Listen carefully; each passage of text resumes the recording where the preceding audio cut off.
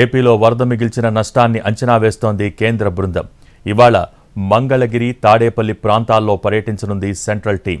వరద ముంపునకు గురైన ప్రాంతాలను పరిశీలించనుంది. ఆస్తి, పంట నష్టంపై అంచనా వేసి స్థానిక అధికారులతో సమావేశం నిర్వహించనుంది కేంద్ర బృందం.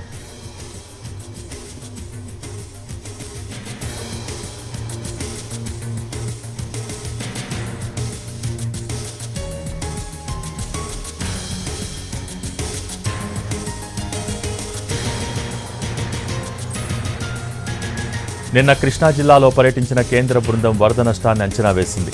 పెనమలూరు, పామర్రు, గుడివాడ నియోజకవర్గాల్లో కేంద్ర బృందం పర్యటన సాగింది. బుడమేరు వరద ప్రభావిత ప్రాంతాలను పరిశీలించారు. నీట మునిగిన ఇళ్లు, పొలాల దుస్థితిని ప్రత్యక్షంగా వీక్షించారు. ఈ సందర్భంగా కేంద్ర బృందానికి రైతు సంఘాలు, రాజకీయ పార్టీల ప్రతినిధులు వినతిపత్రాలు అందజేశారు.